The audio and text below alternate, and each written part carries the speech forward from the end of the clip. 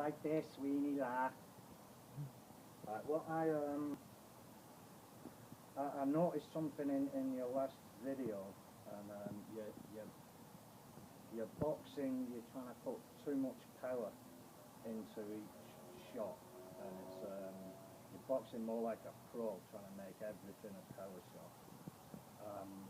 What I'm going to do is go right back to basics with you, and I want you to think about everything apart from punching, your power punching, your stance, your guard, your movement, your accuracy, your hand speed, everything apart from power. Because when you get on that bag, you're turning into a bit of a fucking animal, and you're trying to do too much. So we're going to pare it right back, take you right back to basics and start afresh, concentrating on something else. And then at the end, I'll show you something that I picked up on your last video and how to fix it. But that bag is, you're a bit too tall for that bag. I know I've mentioned it before in emails, but there's not a lot we can do about it. Okay, anyway, we'll start. So, amateur boxing, it's just as important not to get hit than it is hitting people. You score your points, if you forget about trying to knock people out like you are when you're jabbing that bag. Concentrate on scoring points, but not getting points scored against it.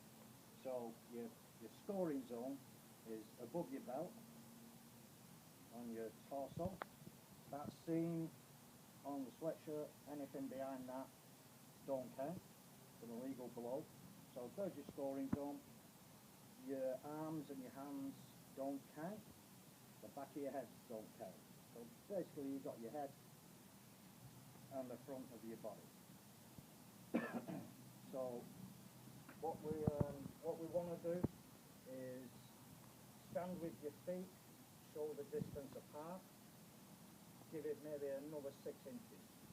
When you're moving around shadow boxing, which is what you need to be doing a lot of at the moment, you'll find out what's comfortable for you and what lets you move around freely. But your feet like spaced that far apart, and then you'll just move it back. You'll keep your legs bent slightly at the knees, not too much, not stiff legs, because you know, then you've no suspension. Your legs are like suspension on a car. So you keep them bent, you can move around. You're not stiff legs. You're up on the balls of your feet, but not a great deal. You get maybe your fingers underneath your heels. And that just gives you that spring about.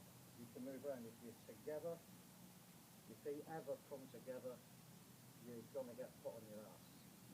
You're just like a log, like a tree toppling.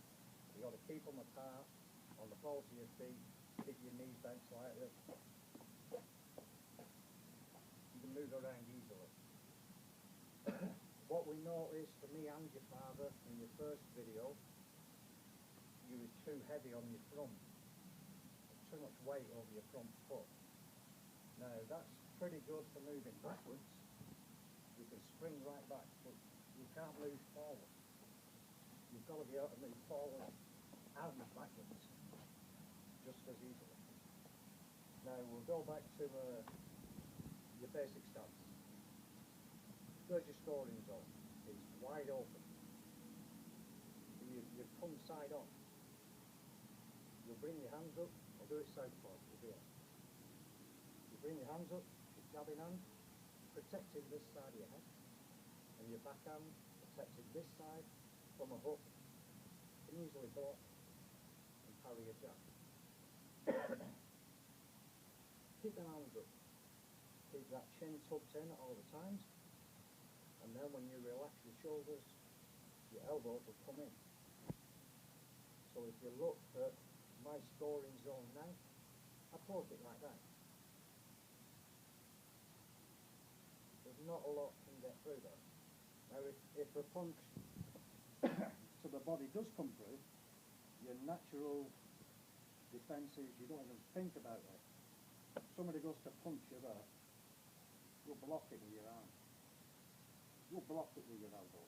You don't even have to think about that. Somebody goes to hit you in the head, your natural reaction is to move away from it. See a lot of guys doing it? You see, Manny? We don't want to go there. You look at my defence.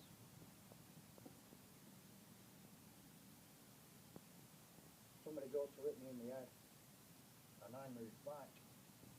It's now wide open. It's in no man's land. I'm going to get hit. Keep that chin tucked in. Concentrate on that. Just want your shadow boxing, moving around, blocking, parrying, light jabbing. A little exercise. I try to talk about it in email, and it's pretty hard to explain, but now we're one-on-one coaching, it's easy. Stand with your feet together, your shoulders back, your chin up, and your fists clenched. Clench as hard as you can. Tense your arms, punch out as fast as you can. Do it for 10 seconds. It's pretty hard. But now go in your boxing stance.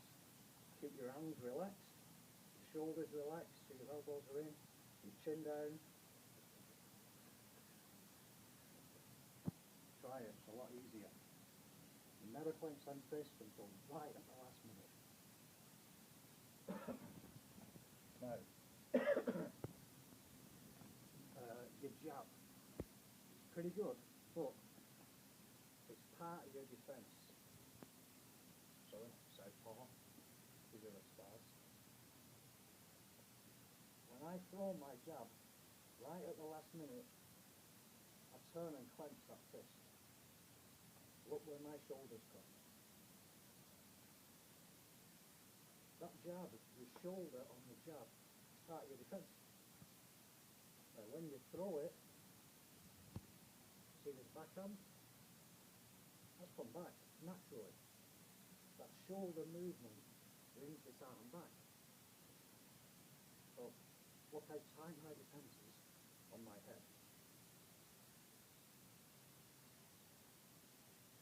Practice that, nice and slow.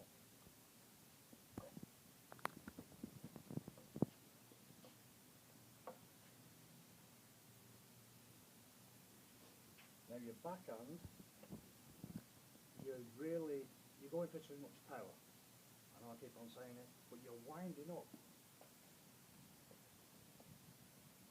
You're doing that to do that. So you've gone from a nice tight defence. Guess what's coming? A backhand. But what's happened to my defence? You're inviting somebody to hit you. You've opened your defence. They know what's coming. So they know what they've got to do to get round it.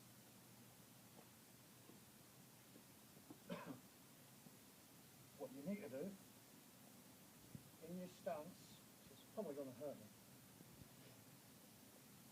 In your stance, drop the arm, push off with the heel, your toes.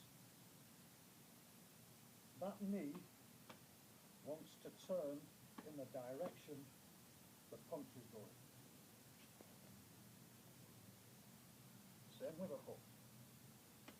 The knee's pointing where the punch is landing. So we drive off from the toes, turn that knee, it'll straighten slightly, so you're building up power from the floor. Then you get that violent hip movement, and then finally the shoulder movement.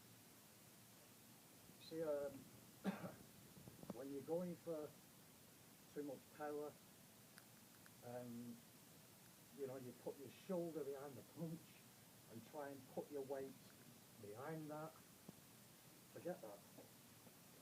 Your weight moves the punch, your arm just goes out on the end of it. There's nothing you can do with that arm apart from straighten it out, clench your fist.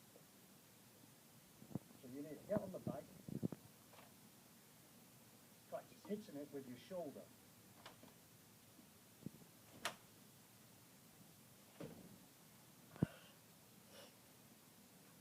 And then on the end of that, you're just throwing your arm out. So that's your backhand. Your jab's just a range finder. Make sure that shoulder comes up. And then that's your backhand with that on the end of it. Simple. Find your range, backhand.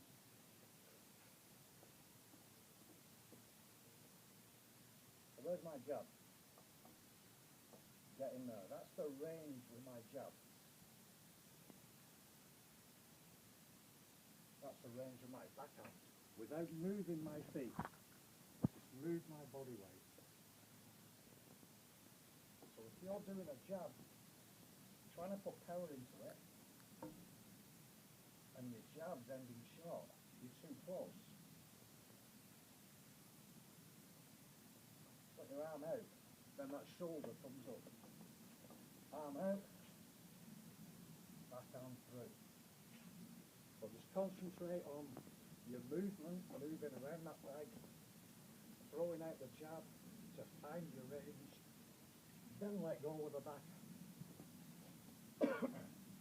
Now, think about the body mechanics of it. When you've thrown that backhand, your left leg's loaded.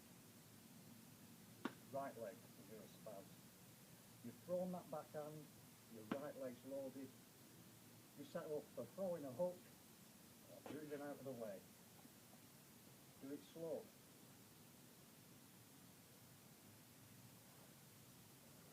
You do that all day long. Just look at my feet. Shifting body weight.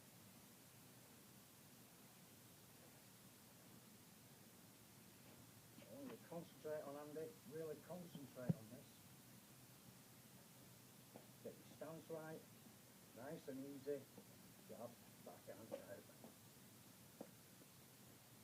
Jab, backhand, out. Slow it right down to them two things. Every now and then. Stop, think about it, look at it. Have I got it right? Pretty good. And then try and build up your speed. And with your speed, power will come. Getting hot. Right.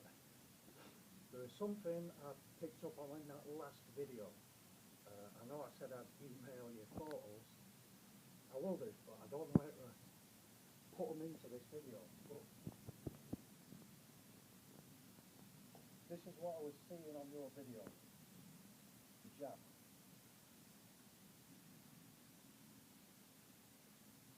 Your backhand.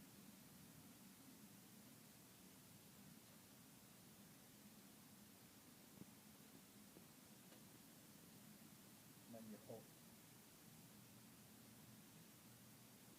Now, like I say, we're back to basics, so we're going to be fighting somebody our height.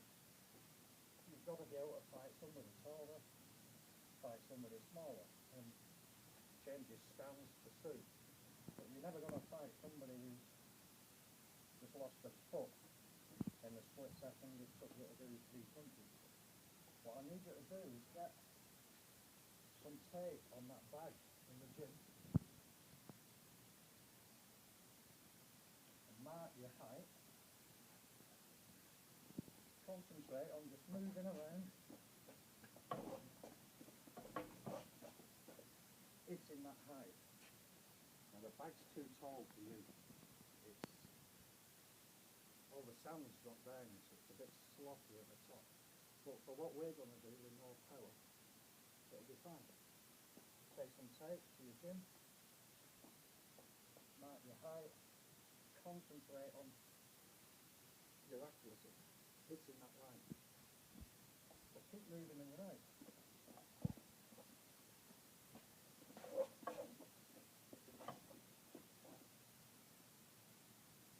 Take it right back to basics and you'll have a good point to